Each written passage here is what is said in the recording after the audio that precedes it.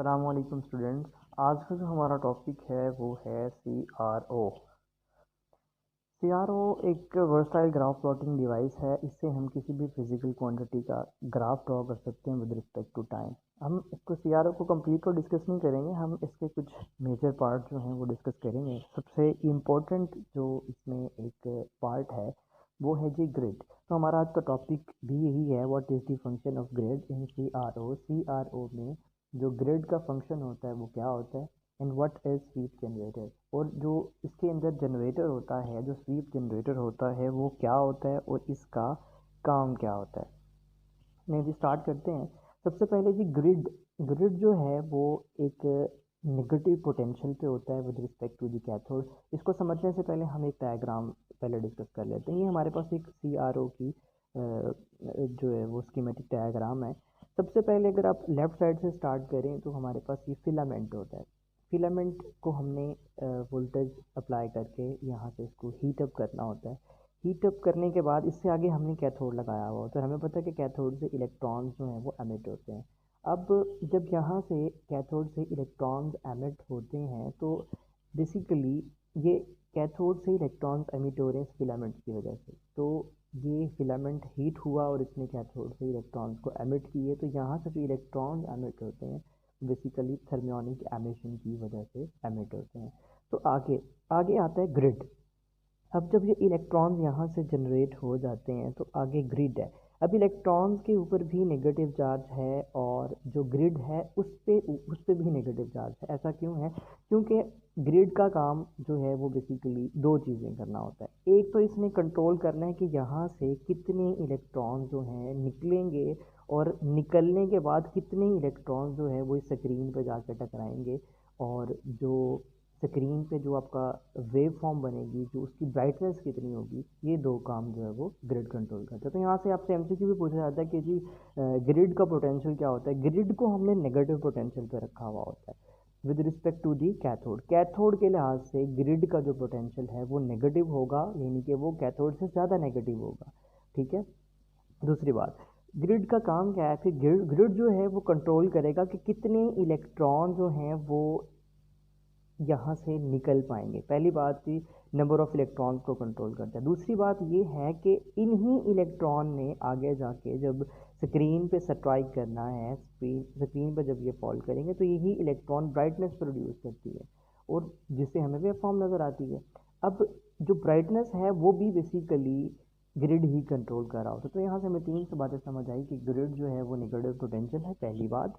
दूसरी बात, ये कंट्रोल करता है नंबर ऑफ इलेक्ट्रॉन्स को। तीसरी बात, ये कंट्रोल कर सकता है ब्राइटनेस ऑफ स्क्रीन। अब इसके बाद हमारे पास है स्वीप जनरेटर। क्या होता है? ये बहुत इंपॉर्टेंट है CRO में। स्वीप जनरेटर या इसका दूसरा नाम टाइम बेस्ड जनरेटर भी होता है। और इसको स्वीप जनरेटर क्यों कहते हैं? पहली बात, इसके बारे में कुछ पॉइंट्स इंपॉर्टेंट डिस्कस कर लेते हैं। It is built in generator in CRO। ये CRO के अंदर ही लगा हुआ होता है, इसको हमें बाहर से सप्लाई देने की ज़रूरत नहीं होती। ये CR के अंदर ही बिल्ट इन है। ठीक है।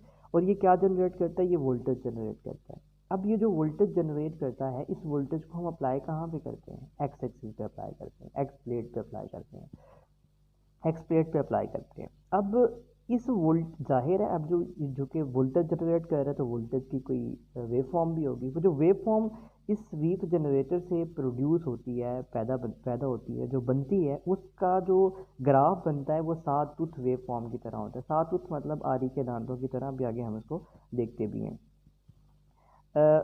फिर वो कहता है कि जी जब ये वोल्टेज जनरेट कर देता है स्वीप जनरेटर, तो उसको हम अप्लाई करते हैं एक्स प्लेट पे। और एक्स प्लेट पे वोल्टेज अप्लाई होने के बाद ये यहाँ से जो बीम ऑफ इलेक्ट्रॉन आई थी वो बेसिकली एक्स प्लेट उसको डिफ्लेक्ट करती है अलोंग एक्स एक्सिस।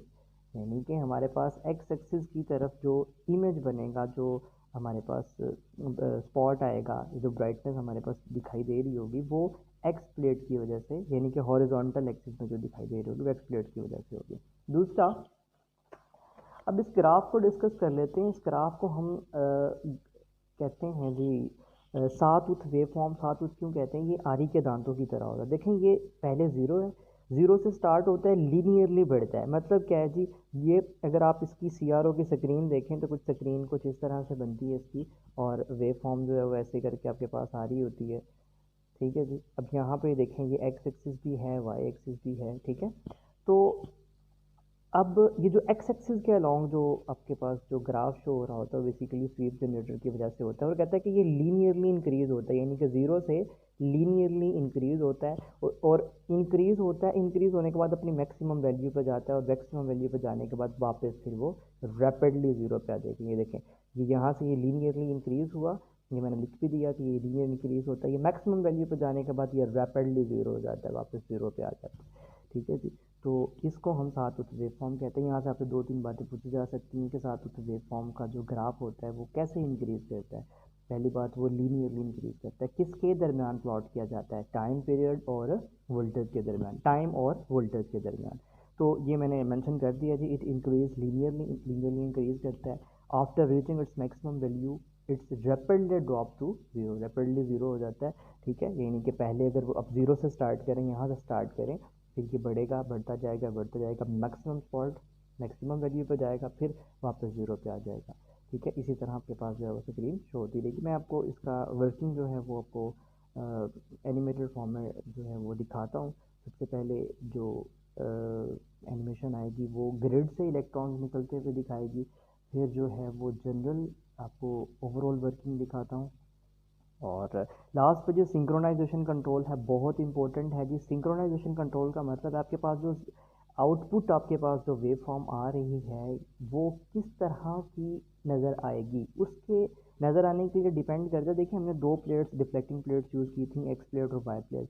पहली बात जो है वो इसके लिए कंडीशन जो बनती है वो क्या हो सकती है कि जी एक्स एक्सिस की जो टाइम पीरियड है और वाई एक्सिस का जो टाइम पीरियड है, या तो ये दोनों बराबर होने चाहिए या फिर ये किसी इंटीग्रल मल्टीपल के इक्वल होने चाहिए।